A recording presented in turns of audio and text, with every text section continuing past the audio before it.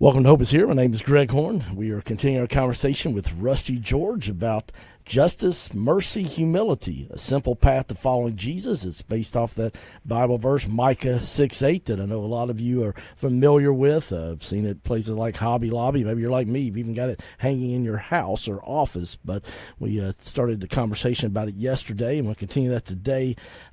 Rusty, in chapter 5 of your book, you talked about leveraging the full power of God in your life. And another thing besides basketball we both have loved for many years and discussed for the past 20 years of our friendship. Neither one of us is a real fix-it kind of guy, but, man, I admired you talked about chapter 5. You really tried to do a home improvement project. Well, try is the operative word there. I did my best. Years ago, and this was actually while we were living in Kentucky, I decided to try to install a ceiling fan, which that's a difficult one at best, but now you're adding electricity, so there's a danger involved too. So I was nervous about this. I actually did something that most men do not do. I read the instructions. I went out and flipped off the breaker and shut that down to make sure there'd be no accidental flipping on of a switch.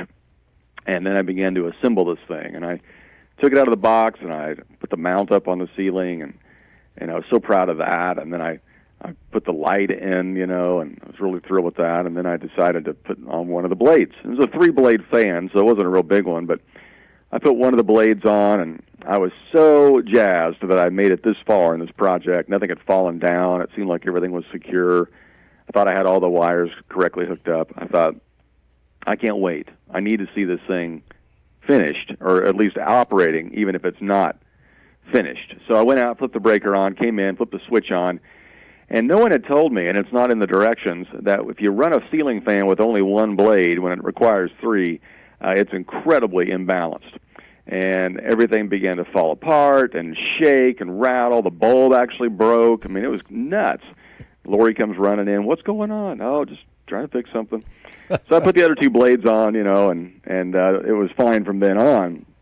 But as I was thinking about this book and thinking about this whole idea of following Jesus, it kept coming to mind just the Trinity, Father, the Son, and the Holy Spirit, which is really a part of the essence of God that we don't talk a lot about. Especially, when I was growing up, there was God, there was Jesus, and the Holy Spirit we didn't talk a whole lot about. That was for the charismatics down the street. So kind of had a 2-person Trinity growing up. Well, that's lopsided. That's imbalanced.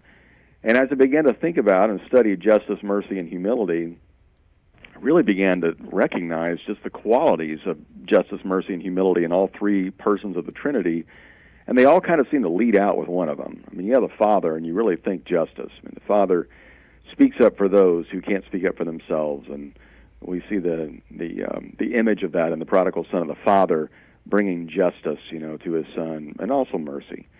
But then you have the Son, Jesus, demonstrating mercy by giving his life for us and to pay the penalty that we deserve. And then you have the Spirit, which is so humble.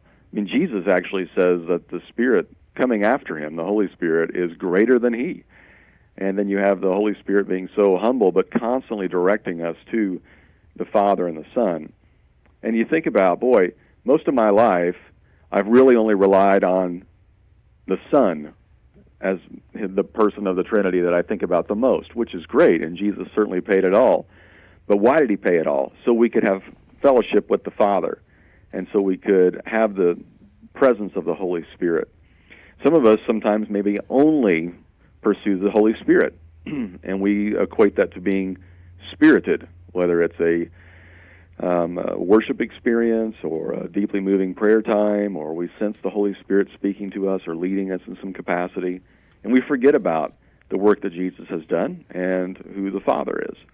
Some of us maybe grew up in a type of expression of religion, or maybe we grew up Jewish, or just with a heightened view of God, the Father, that all we think about is God and maybe judgment or justice, the holiness of God, and how everything needs to, kind of submit to that and recognize how great and big and holy and awesome he is. And we forget about the tender side of God from Jesus and the Holy Spirit. And so the power of executing these 3 things in your life really comes from leaning into all aspects of the Trinity rather than just one. Well, I loved how you elaborated all that, talking about the just Father, the merciful Son, and of course, obviously extending mercy to people, and yet sometimes maybe in one of the three areas we do well, but sometimes for us Type A personalities like we are, man, if we're not doing all three of them just right, we kind of beat ourselves up, don't we? Yeah, we do. We're really good at being our own judge and jury, and thinking that we've messed this up in some capacity, and yet, if we think about the aspect of how the Father wants to have a relationship with us. I was listening to a podcast the other day where a pastor by the name of Judd Wilhite was talking about his new book, Uncaged, which I highly recommend. And in this book, he talks about that, the promise is not of heaven. The promise is the presence of God. We get that now, and then we get that for eternity. And Jesus came to remove the barrier between us and the Father. And the Holy Spirit then communicates between us and the Father. So you see how all three are wrapped together in order to provide us with this abundant life that Jesus talked about, where we could possibly, have this kind of fellowship with Him and live not just bowing down to God, but in the presence of and in the center of the Trinity.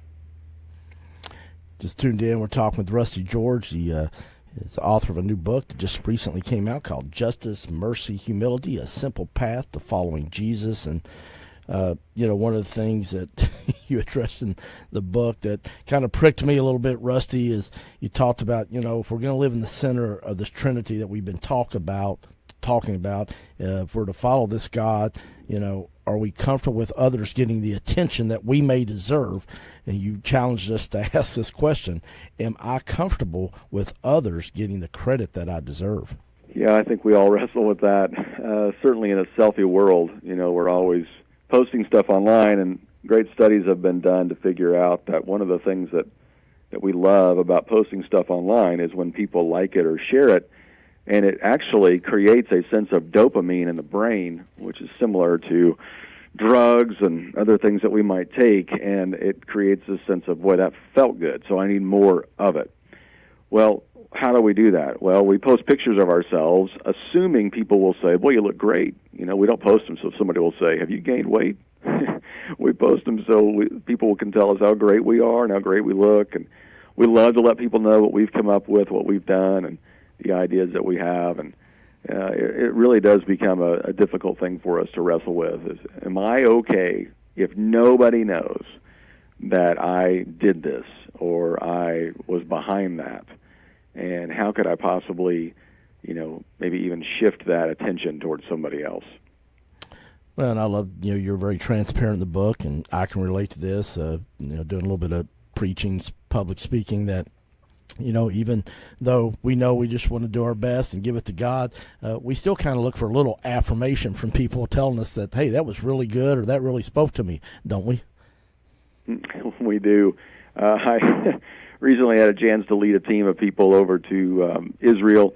We did the whole Holy Land journey, and it was awesome. And the whole trip kind of, ended with us being in the Garden Tomb. So we get to see the empty tomb of Christ, and they have separate rooms around there where you can kind of congregate as groups. And so we'd asked if we could use a room, and we did. And one of our worship leaders was with us, and she led us in several songs. And it was so moving, and we all sang, and everybody's crying. And then Lori and I served communion to everybody on our trip and just prayed over them individually. And it was just such a amazing moment. And I remember, and this is just the human side of all of us, and certainly me, after it was all done, we're leaving that little room, we're walking through the Garden Tomb, people are coming up and telling me, boy, that was the greatest experience of my life, that was amazing, I love that, thank you.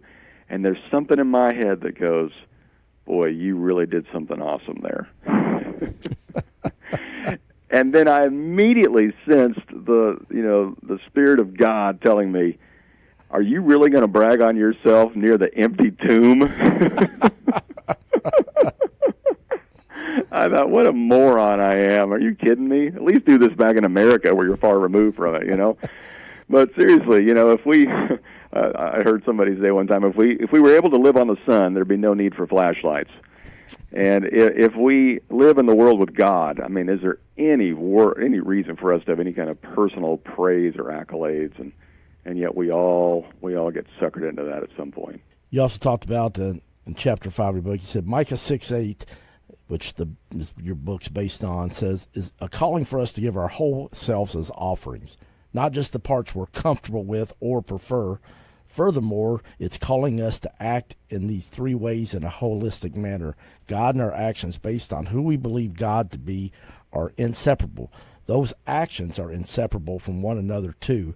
This is the God we serve, and this is different from the God I thought I knew. And man, I found that to be so true that when you stated that, and I really think that's part of what you're trying to speak to people through this book, aren't you? Yeah, it really is. I think that we come up with this version of God that's really not who he was and who he is. And we say, well, my God would never do that, or my God would never think that. Well, your God is too small, and so is mine, and we typically make him in our own image. And so I'd spend some time in the book. Let's just deal with the end of the verse, act justly, love mercy, walk humbly with your God. All right, well, who's your God? Well, we can quickly figure out who our God is based upon where we spend our money and our time, where our minds drift, and those kind of things. So let's reprioritize who God really is, and then let's do justice and mercy and humility in light of that, holistically, rather than just compartmentalized. One of the things I like in your book, Rusty, is that in the chapters you have a to-do list. And you talked about, like in this chapter 5, you said, address the following questions by using the Trinity as a framework to do so. Who am I?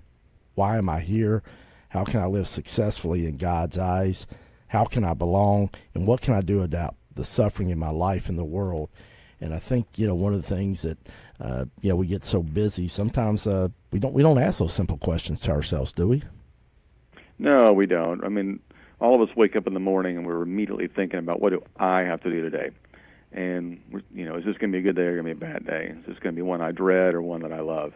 And it's all, it's pretty self-focused. And we go through the whole day thinking about ourselves and all the stuff we have to get done.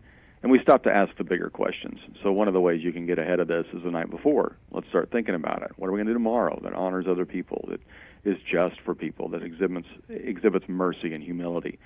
And there's to-do lists in the end of every chapter that can give you some practical ways to live this out, and some group ideas for your family or your life group, small group, that can help live this out as well. Right. Well, we've been talking with Rusty George. He's author of a new book called Justice, Mercy, Humility, A Simple Path to Following Jesus. I want to encourage you to pick up a copy.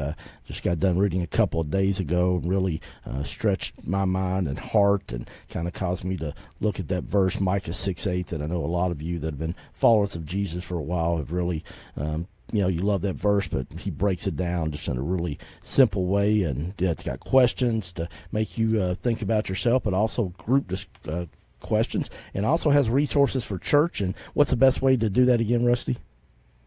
Yeah, you just go to justicemercyhumility.com, and you can get, obviously, the book, but you can also get church resources too. So if you're a church leader, we've got messages on there for you. You can use the book as a small group guide because there's questions in the back, and then there's soon to come video interviews with people about their understanding of this verse as well. So a lot of good things that we're going to be unveiling over the course of the next few months. So check it out. All right, well, stay with us again, because tomorrow Rusty George will be our guest, and we talk about when helping is hurting on Hope is Here. CMI is your full-service human resources provider in Central Kentucky. For 15 years, CMI Human Resources has taken great pride in helping organizations and people work. Whether it's employee handbooks or help in filling a position, no job is too large or too small for CMI. Contact the professionals today at CMI Human Resources, 859-296-2800, or online at cmiconsulting.com.